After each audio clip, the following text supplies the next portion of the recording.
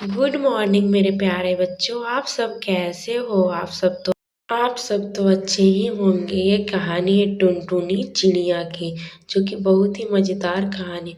अगर ये कहानी सुनने के बाद अगर आपको ऐसी ही और कहानी चाहिए तो मेरे चैनल को सब्सक्राइब करें, ज़्यादा से ज़्यादा शेयर करें, कमेंट करें। टुनटुनी चिड़िया की मजेदार कहानी।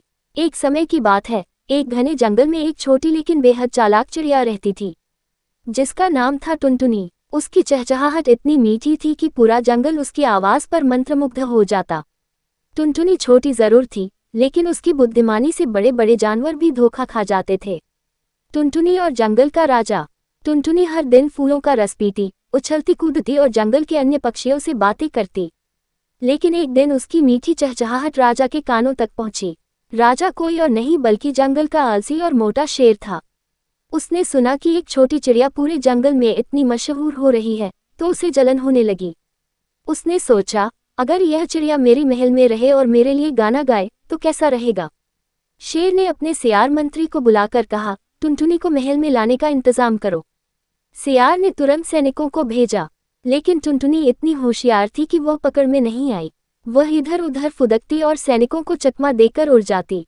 दूसरा दृश्य, राजा की साजिश और टुनटुनी की चालाकी। राजा ने हार मानने के बजाय एक योजना बनाई। उसने जंगल में सोने के दाने रखवाए ताकि टुनटुनी उन पर मोहित होकर महल में आ जाए। लेकिन टुनटुनी को जब उन दानों की चमक दिखी तो वह समझ गई कि जरूर इसमें कोई चाल है। टुनटुनी ने पहले अपने पंजों से हल्के से दाने को ठोकर मारी और देखा कि उसके नीचे जाल बिछा हुआ था। वह हंसकर बोली, शेर राजा जी, आप मुझे इतनी आसानी से नहीं पकड़ सकते। और फिर वह तेजी से उड़कर राजा के महल की ओर चली गई। योजक चिन्ह, योजक चिन्ह, योजक चिन्ह। तीसरा दृश्य, राजा का गुस्सा और टुनटुनी की शरारत। टुनटुनी ने देखा कि राजा अपने भोजन कक्ष में बैठा गर्मा गर्म हलवा खा रहा था।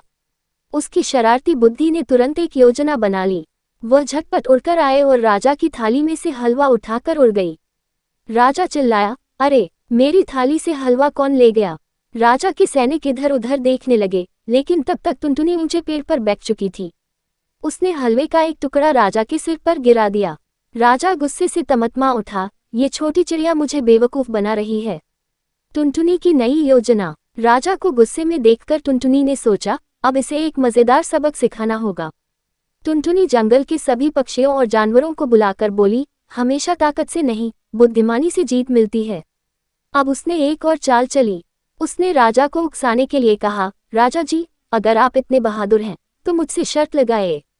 राजा ने घमंड में आकर कहा, ठीक है, शर्त क्या है? टुनटुनी बोली, अगर मैं तुम्हारी मूंछ काट कर ले गई तो तुम्हें जंगल के सभी जानवरों से कहना होगा कि मैं तुमसे ज्यादा चतुर हूँ। राजा को लगा, ये छोटी चिड़िया क्या कर लेगी, और उसने शर्त मान ली। टुनटुनी की जीत। रात को जब राजा गहरी नींद में था, टुनटुनी चुपचाप महल में घुसी और अपनी छोटी चोंच से राजा की मूंछ का एक बाल खींच लिया।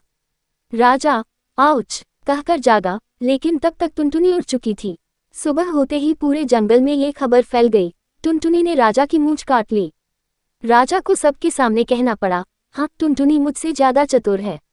अंतर दोस्ती की शुरुआत। इसके बाद राजा को अपनी गलती का एहसास हुआ और उसने टुनटुनी से कहा, तुम सच में बहुत समझदार हो, चलो हम अब अच्छे दोस्त बन जाते हैं। टुनटुनी ने खुशी से कहा, हाँ राजा जी, जब आप दोस्ती से जीत सकते हैं तो ताकत क्यों दिखानी। इसके बाद राजा और टुनटुनी दोस्त बन गए। टुनटुनी महल में गाने आती और फिर अपने जंगल में लौट जाती। कहानी से सीख, बुद्धिमानी ताकत से ज्यादा शक्तिशाली होती है। छोटे होने का मतलब कमजोर होना नहीं होता। दूसरों को परेशान करने के बजाय दोस्ती करना बेहतर होता है। घमंड हमेशा हार का कारण बनता है।